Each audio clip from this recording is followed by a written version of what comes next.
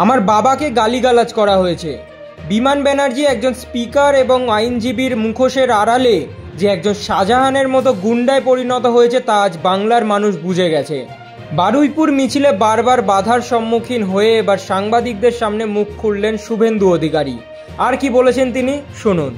তারা আমাদের বডিকে সেভ করেন এবং আমরা গাড়িতে ছিলাম, কার্যত দু জায়গায় অবরোধ করেছে এবং আমাদের পিএসওরা তারা খানিকটা সরিয়ে দিয়ে গাড়িগুলো বের করেছে।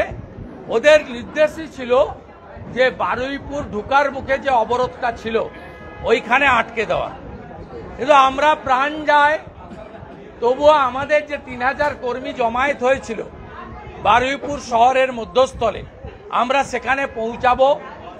আমরা একবারে অঙ্গীকারবদ্ধ ছিলাম, ডু অর ডাই।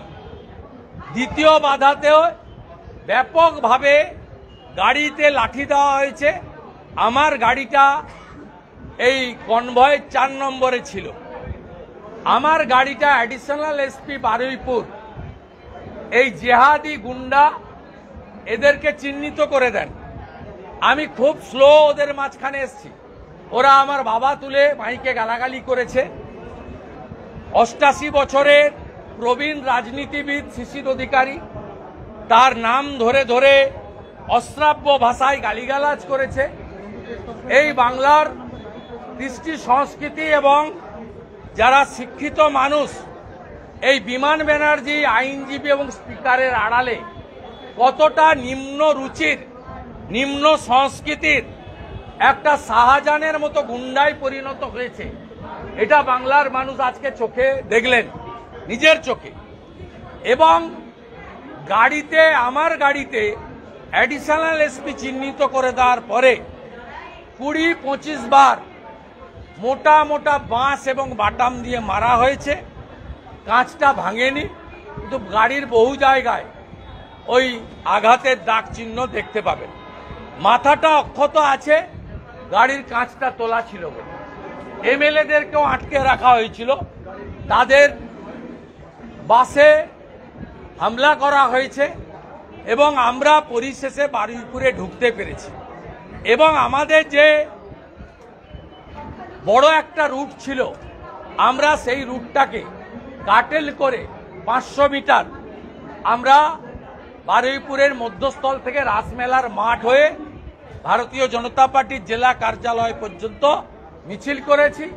এবং রাসমেলার মাঠের সামনে যেহেতু মাঠের দরজা বন্ধ করে দিয়েছিল ওরা, আমরা গাড়ির উপরে দাঁড়িয়ে সভা করেছি। এবং আপনারা অবাক হয়ে যাবেন, আমি আজকে তমলুকের পারমিশন সহ আমি 75 বার আমি হাইকোর্ট থেকে অনুমতি নিয়েছি। এবারে পুলিশ আমাকে অনুমতি দিয়েছিল। এটা ট্র্যাপে ফেলা হয়েছে আমাদেরকে। 1টা থেকে 3টা কোনো কারণ ছাড়াই তৃণমূলকে পারমিশন, 3টের পরে ডিসপার্স না করে অভিষেক, তোলাবাজ অভিষেক, যার নাম 73 বার সুজয় কৃষ্ণ ভদ্র কাকু বলেছে, সেই তোলাবাজ চোর, তিনি পুলিশকে নির্দেশ দিয়ে তিনি এইটা করেছেন, আমাদের ট্র্যাপে ফেলেছেন। উদ্দেশ্য কি? আমাদের মেরে ফেলা। 26-এর আগে পথের কাঁটা সরিয়ে দেওয়া। আর যে কর্মীরা এখানে জমায়েত হয়েছিলেন সেই কর্মীদেরকে হটুগঞ্জে একবার মেরেছে, 45 জন আহত হয়েছিল। প্রাইভেট হসপিটালে রেখে ছোট ছোট কুলতলির বাচ্চাদেরকে, মায়েদেরকে আমাদের চিকিৎসা করাতে হয়েছে। 100-র উপরে ট্রেকার, অটো, টোটো, মোটরসাইকেল ভেঙেছিল, পুড়িয়েছিল।